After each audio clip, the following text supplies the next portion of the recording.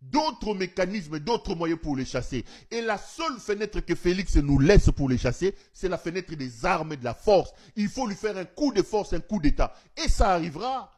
Nous encourageons ça d'ailleurs. J'encourage ça. Ici, je vais dire aux généraux des FARDC. Vous passez votre temps à sécuriser et à aller triander les Libanais, les Indo-Pakistanais. Vous passez votre temps dans des mines. Regardez comment on vous humilie. Vous généraux, vous colonels, vous capitaines, dans votre propre pays, votre président, soi-disant commandant suprême, il va prendre des mercenaires pour sa sécurité. C'est le message qu'il vous donne, qu'il ne vous fait plus confiance. C'est le message. Qu'est-ce que vous attendez pour le déposer? Il n'y a pas un courageux au sein de notre armée capable de nous aider à sauver le pays. Il n'y a pas un Assimi Goïta dans cette armée.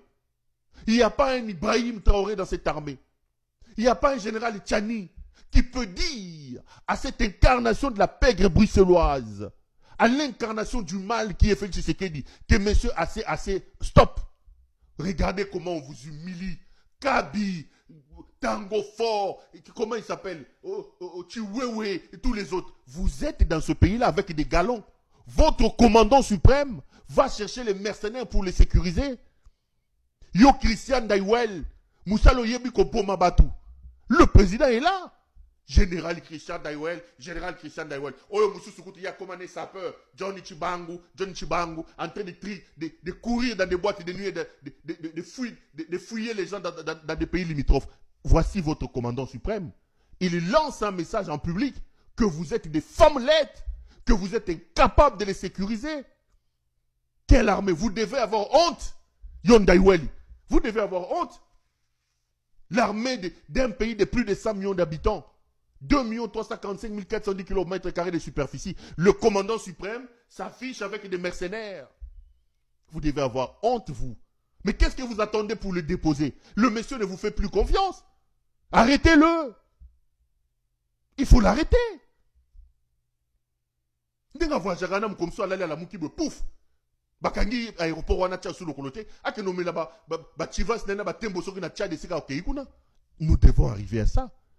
Lorsque la République est en danger, lorsque le pays va mal, la responsabilité de la population, la responsabilité du peuple, surtout la responsabilité de la grande muette qui est l'armée, c'est de prendre les choses et de stopper la folie. Nous ne pouvons pas laisser un fou continuer à nous diriger comme ça. Mais il a des mercenaires, les amis.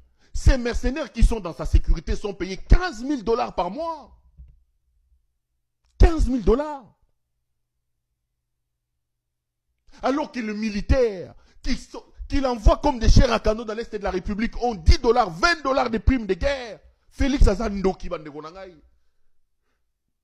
Alors kaka, ceux qui Félix Azandoki, c'est que Kindoki Zalarate. Ces mercenaires sont payés 15 000 $ par mois.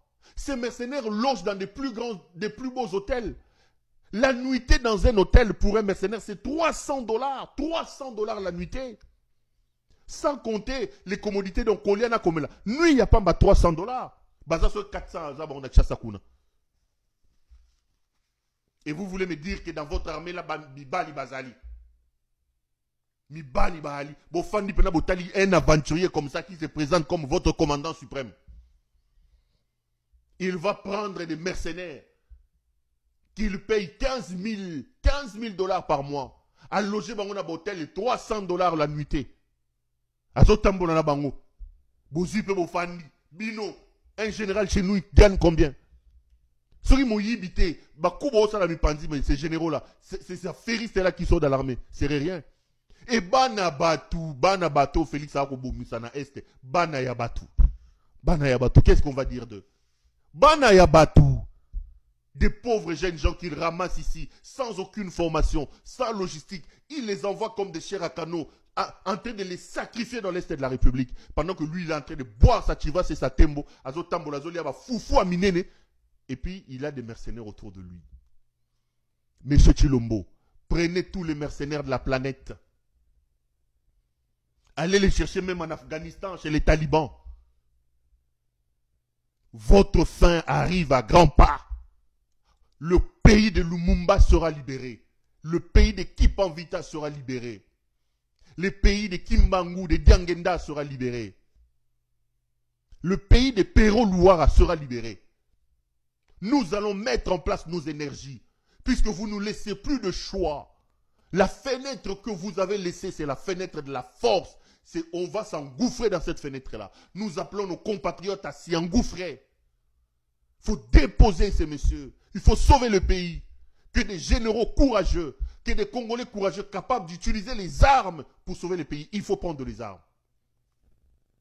Le Congo va très mal. Le Congo va très très mal. Félix ne laisse plus de choix.